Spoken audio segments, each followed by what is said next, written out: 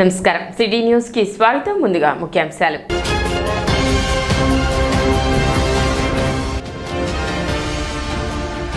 నియోజకవర్గంలో జరుగుతున్న పంట కాలువలు మురుగు డ్రైన్ల మరమ్మత్తు పనులను పరిశీలించిన మంత్రి నాదెండ్ల మనోహర్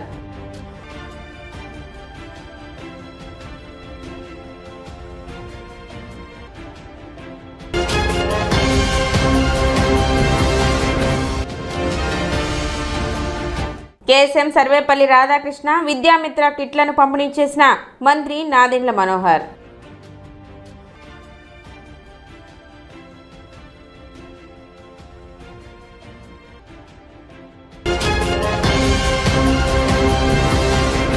రైతులకు భరోసా కల్పించే విధంగా కూటమి ప్రభుత్వం అనేక కార్యక్రమాలు చేపడుతున్నట్లు మంత్రి నాదెండ్ల మనోహర్ తెలిపారు. మంగళవారం కొల్లిపర పాలకేంద్రం కళ్యాణ మండపంలో వ్యవసాయ యాంత్రీకరణ పథకంలో భాగంగా వ్యవసాయ యంత్ర పరికరాల పంపిణీ కార్యక్రమం నిర్వహించారు.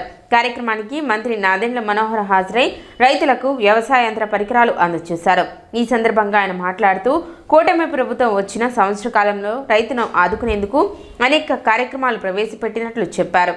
70 లక్షల మెట్రిక్ టన్నుల ధాన్యాన్ని కొనుగోలు చేసిన ఏకైక ప్రభుత్వం కూటమి ప్రభుత్వం అన్నారు. గత ప్రభుత్వం ధాన్యం కొనుగోలు పేరుతో చేసిన 1600 కోట్ల అప్పును కూటమి ప్రభుత్వం ఏర్పడి నెలలోపు తీర్చినట్లు చెప్పారు. అధిక దిగుబడులు వచ్చే విధంగా రైతులు సాగు చేపట్టాలన్నారు. కనీస మద్దతు ధర కల్పించి ప్రతి రైతుకు అండగా ఉంటామన్నారు. అదేవిధంగా రానున్న వారం రోజులలో కొల్లిపర మండల పరిధిలో 7000 మందికి అన్నదాత సుఖీభవ పథకం కింద నగదు జమ చేయనున్నట్లు తెలిపారు. అధికారులు పార్టీలకు అతీతంగా పనిచేయాలని చెప్పారు. ఈ పంట నమోదు ఇంకా జరగవలసి ఉందని దానిని కూడా పూర్తి చేయాలని, కౌలు రైతుల వివరాలు సేకరించాలని వ్యవసాయ అధికారులకు సూచించారు. సబ్సిడీపై రైతులకు అవసరమైన యంత్ర పరికరాలను అందిస్తున్నట్లు చెప్పారు. గతంలో కొల్లిపర ఉమ్మడి గుంటూరు జిల్లాలో మొదటి స్థానంలో ఉండేదని, మరలా దాన్ని సాధించేందుకు అందరం కలిసికట్టుగా పనిచేద్దామని మంత్రి నాదెండ్ల మనోహర్ తెలిపారు. కార్యక్రమంలో కూటమి నాయకులు, అధికారులు, రైతులు పాల్గొన్నారు. సంవత్సర కాలం ఎవరు ఊహించిన విధంగా మనం ఒక కొత్త ఆలోచనతోటి చొరవ చూపించి ప్రత్యేకంగా ధాన్యం కొనుగోలు విషయంలో కానివ్వండి, గత ప్రభుత్వం ఎవరైతే రైతుల్ని మోసం చేసి బకాయిలు వదిలి వెళ్ళిపోయిందో వాటి విషయంలో కూడా మొదటి రోజు నుంచి కూడా మేము చిత్తశుద్ధితో పనిచేస్తూ వచ్చాం. ఆ ప్రభుత్వం మరి వాళ్ళు కాలం పూర్తి చేసుకుని వెళ్ళిపోయారు. మన కూడా ప్రభుత్వం వచ్చిన తర్వాత ముందు రైతుల్ని ఆదుకుందాం అనే ఆలోచనతో ఈ 1674 కోట్ల బకాయిలు కూడా నెల రోజుల్లోనే తీర్చే విధంగా కార్యాచరణ సిద్ధం చేసుకున్నాం. ధాన్యం కొనుగోలు విషయంలో కూడా మేము చూసాం. మొట్టమొదటిసారి మనం ఆంధ్రప్రదేశ్లో దాదాపు 70 లక్షల మెట్రిక్ టన్నులు కనీస మద్దతు ధరకి కొన్న ఏకైక ప్రభుత్వం మన కూటమి ప్రభుత్వం. కొన్నవే కాదు, ఆ రైతుల ఖాతాలోకి 24 గంటల లోపే 12,800 కోట్ల రూపాయలు మనం జమ చేశాం. ఖరీఫ్లో కొంతవరకు మన దగ్గర చాలా మంది రైతులు అప్పటికే స్థానికంగా ఉన్న సమస్యలతో మీరు గతంలో మీకున్న అలవాటు ధనాలకు ఇచ్చారు. ధనాలతో పాటు స్థానికంగా ఉన్న ఈ మిల్లుల ద్వారానే అమ్మాలనే ఆలోచనతో మీరు నిర్ణయాలు తీసుకున్నారు. కానీ మిమ్మల్ని అందరిగా నేను కోరుతున్నాను, ఏ విధంగా ఉపయోగపడిందో మీరు ఒకసారి ఆలోచించుకోవాలి.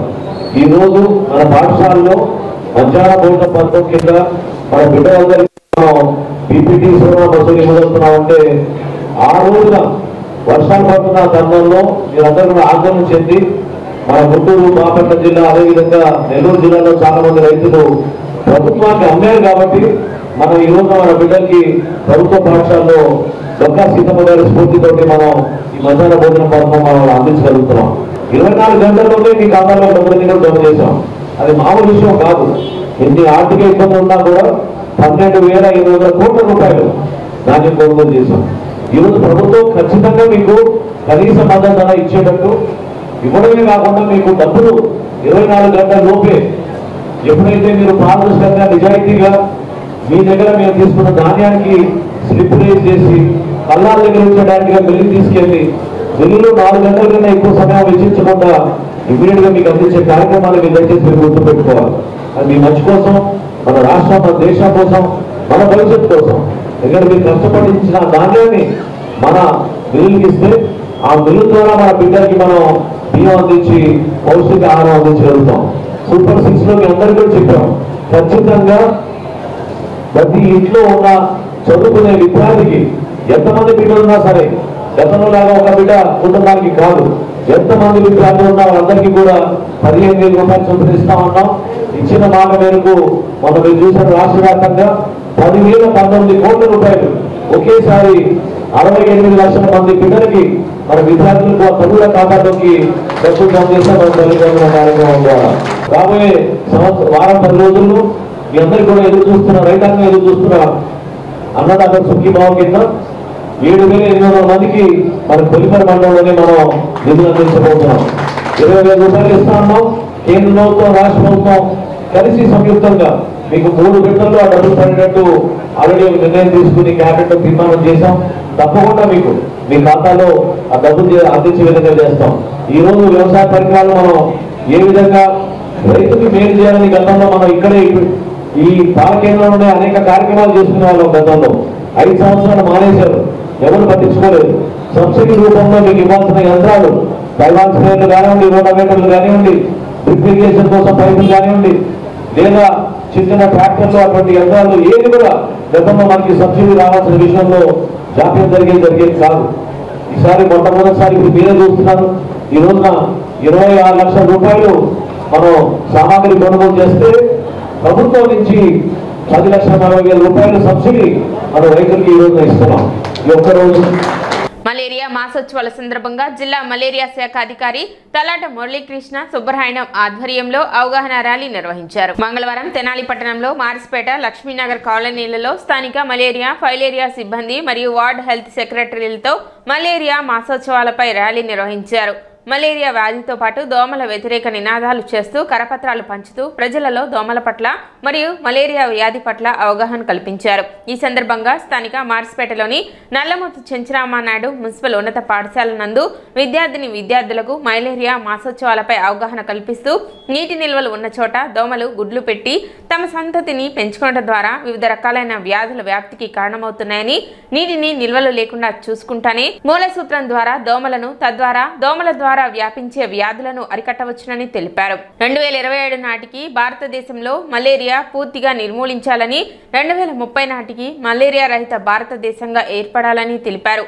అనంతరం పాఠశాల విద్యార్థులు పాఠశాల ప్రధానోపాధ్యాయులు ఉపాధ్యాయులతో మలేరియా ప్రతిజ్ఞ చేయించారు. ఈ కార్యక్రమంలో పాఠశాల ప్రధానోపాధ్యాయులు షేక్ కరీముల్లా, ఎన్సీసీ ఆఫీసర్ పులి భాస్కర్రావు, ఉపాధ్యాయులు బత్తుల శ్రీనివాసరావు, గ్రామీణ సబ్ యూనిట్ అధికారి వంగల పున్నారెడ్డి, పట్టణ సబ్ యూనిట్ అధికారి శ్రీకంఠ ఉమాకాంత్, ఆరోగ్య విస్తరణాధికారి అందే Balachandramouli, SHA Ravikumar, health supervisor దీపాల శ్రీనివాసరావు, దాసరి నాగమల్లేశ్వరరావు, బండారు మల్లేశ్వరరావు, తిరువీధుల శివరాం ప్రసాద్, హెల్త్ అసిస్టెంట్ షేక్ రషీద్, షేక్ నవీద్, షేక్ కరీముల్లా, ఆలా వేణుగోపాల్, శంకా శరత్ బాబు, మున్నంగి రత్నాకర్రావు, షేక్ బాషిద్, ఏఎన్ఎంలు, ఆశా కార్యకర్త భూలక్ష్మి తదితరులు పాల్గొన్నారు.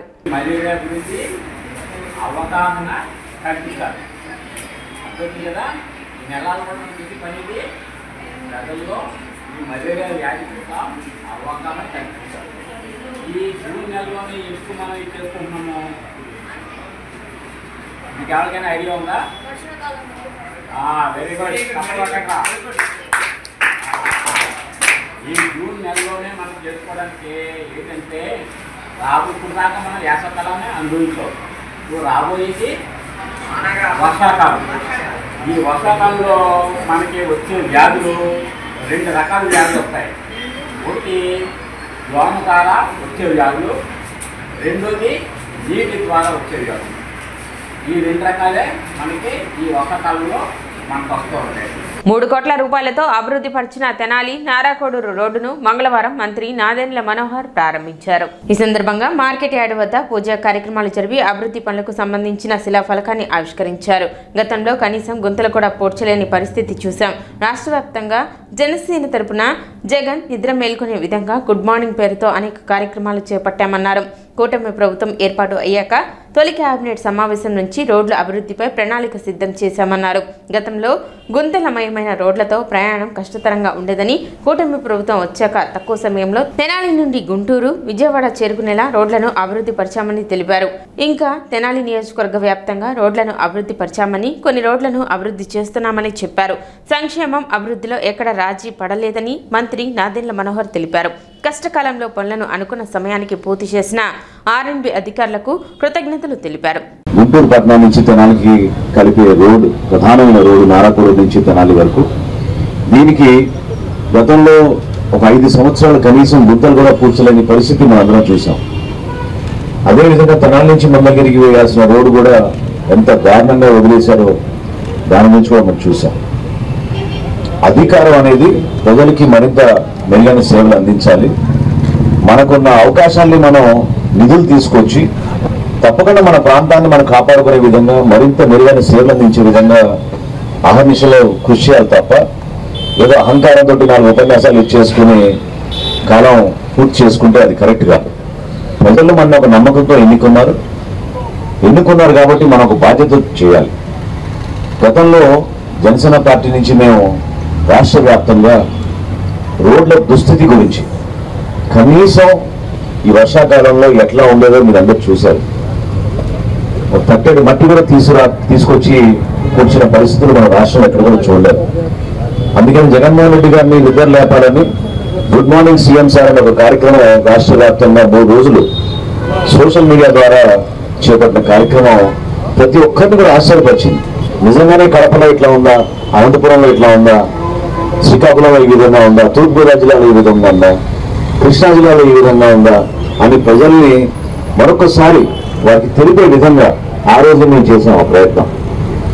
మొట్టమొదటి కేబినెట్ సమావేశం నుంచి కూడా ఖచ్చితంగా రహదారులని మనం జాగ్రత్తగా మెయింటైన్ చేయాలి, ఇంప్రూవ్ చేయాలి. అన్యాయంగా 5 సంవత్సరాల నుంచి ఇబ్బంది పెట్టారని దానిపైన ముఖ్యమంత్రి గారు కూడా చాలా చొరవ చూపించి దీనిపైన దృష్టి సారించారు. పవన్ కళ్యాణ్ గారు ఆ సందర్భంలో గుర్తు చేశారు గతంలో మనం చేసిన ఉద్యమాన్ని. ఖచ్చితంగా రాష్ట్ర ప్రభుత్వం కూడా స్ఫూర్తిగా తీసుకుని ఒక త్వరితగతిన పూర్తి చేయాలనే ఆలోచనతో మనం ఆ రోజున ఆలోచించాం. కానీ నిధుల కొరత, రోడ్ల ఎస్టిమేషన్ కూడా సరిగ్గా లేదు. ఇంతకుముందు డిఈ గారు చెప్పినట్టు కాంట్రాక్టర్లు కూడా నేను తప్పు పట్టలేను. ఎందుకంటే వాళ్ళు 5 సంవత్సరాల నుంచి వాళ్ళు చేసిన పనులకి బకాయిలు భయంకరంగా మిగిలిపోయినాయి. ప్రభుత్వం చెల్లించాల్సిన సమయంలో వాళ్ళకి చెల్లించలేదు. సమయం కాదు కదా, వాళ్ళు పాపం వడ్డీకి తెచ్చుకున్న ఆ రుణాలతోటి వాళ్ళు చేసిన పనులు కూడా ఏమాత్రం కూడా వాళ్ళని ప్రోత్సహించలేదు. కాబట్టి వాళ్ళు కూడా చాలా సందర్భాల్లో మొండిగా మేము చేయలేం, మాకు టెండర్ వచ్చింది, మేమే కాంట్రాక్టర్ కానీ మేము పనులు చేయలేదు కాబట్టి పాత బకాయిలు మాకు చెల్లించడం మాకు ఇబ్బంది పడతామని చెప్పారు. ప్రజలందరికీ ఎన్నికలప్పుడు, ఎన్నికలు అయిన తర్వాత కూడా నేను మాట ఇచ్చాను, మొట్టమొదటి రోడ్డు మనం చేపట్టబోయేది తెనాలి నుంచి మంగళగిరి రోడ్ అని. సో దానికి కూడా ఏంటంటే కేవలం గుంతలు పూడ్చే కార్యక్రమం కాదు, ఖచ్చితంగా ఆ రోడ్ని పునర్నిర్మాణం చేయాలనే ఉద్దేశంతో దాదాపు 5,50,00,000 రూపాయలతోటి ఆ రోడ్డు పనులు పూర్తి చేశాం. తెనాలి నుంచి నారాపూర్ వరకు రోడ్డు కూడా మీరు చూశారు. అందరికూతురు దాటగానే ఏ విధంగా యాక్సిడెంట్లు జరిగేవో, సన్నం జార్లు కూడా ఎవరైతే ఎంత అధ్వానంగా రోడ్డు ఉండేదో, ఎంతో మంది ప్రాణాలు కోల్పోయారు. ఎంతో మంది బిడ్డలు పాపం చదువుకోవడానికి కోసం, ఉద్యోగాల కోసం ఇతర పట్టణాలకి వెళ్ళొస్తుంటే వాళ్ళ పడిన ఇబ్బందులు, ఆ కుటుంబంలో జరిగిన ఆ ప్రమాదం వల్ల వాళ్ళ బాధ వర్ణాతీతం. కట్టగలం దగ్గర ఎన్నో ప్రమాదాలు జరిగాయి. వీటిని దృష్టిలో పెట్టుకొని ఖచ్చితంగా మన దూరదృష్టితో కార్యక్రమం చేయాలని ఈ 3,50,00,000 రూపాయలతోటి తెనాలి నుంచి నారాపూర్ రోడ్డు నిర్మాణం కూడా, అది కూడా కేవలం గుంతలు పూడ్చడం కాదు, పునర్నిర్మాణం చేసాం ఆ రోడ్డు కూడా. అదేవిధంగా గుంటూరు నుంచి హనుమాన్ పాలెం వెళ్లే రోడ్డు, అక్కడ కూడా కాంట్రాక్టర్ సమస్య, ఆ సమస్య ఈ రోజుకి ఉంది. మరి డిపార్ట్మెంట్ తరఫు నుంచి ఎప్పుడు చొరవ చూపించి దాన్ని పరిష్కరిస్తారు. కానీ ప్రస్తుతం కాజీపేట వరకు 3 కోట్ల రూపాయలతో ఆ వర్క్ పూర్తి చేశాం. కార్యక్రమంలో మున్సిపల్ చైర్పర్సన్ తాడిపోయిన రాధిక, కౌన్సిలర్లు మానసారెడ్డి, జైపాల్, ఆర్ఎండ్బి డిఈలు, పురపాలక సంఘ అధికారులు పాల్గొన్నారు. ఆయన ఆధ్వర్యంలోనే జరిగే అభివృద్ధి కార్యక్రమాలు ఈ రోజున మనం చూస్తున్నాం. ఇలా గుడిపాలెం రోడ్డు అయితే కానీ, బోస్ రోడ్డు అయితే కానీ, ఇలాంటి ఎన్నో అభివృద్ధి తెనాలి పట్టణాన్ని ఇంకా మరింతగా అభివృద్ధి తీసుకెళ్తున్నందుకు చాలా ధన్యవాదాలు సార్. తప్పకుండా పార్టీలో అతీతంగా మీ ఏమిటో మేము తప్పకుండా ఉంటాము సార్. మాకు తెనాలి పట్టణాన్ని అభివృద్ధిలో మాలో కూడా మేము కూడా ఎంతో కొంత న్యాయం చేయాలనేది మా ఆశయం కదా సార్. తప్పకుండా మీ సపోర్ట్తో ఇంకా మరింతగా అభివృద్ధి వైపు తీసుకెళ్తానని మనస్ఫూర్తి కోరుకుంటూ, ఇది గత 5 సంవత్సరాలుగా ఎంతో ఇబ్బందికరంగా ఉన్న ఈ తెనాలి నారాపూర్ రోడ్డు అసలు వాహనదారులు చాలా ఇబ్బంది పడుతూ ఉన్నారు. గుంతలతోటి ఎన్నో ప్రమాదాలు, యాక్సిడెంట్ జరుగుతూ ఉన్నాయి. రాని పరిస్థితిలో, కాంట్రాక్టర్ ముందుకు రాని పరిస్థితిలో మన సార్ కాంట్రాక్ట్ పిలిపించి ఎంతో ఒత్తిడి చేసి ఈ పనిని త్వరితగతిన పూర్తి చేసినాము. నియర్లీ 4.4 km 300 lakhs తోటి ఇప్పుడు ప్రజలు ఎటువంటి ఇబ్బంది లేకుండా చాలా ఫ్రీగా పోతున్నారు.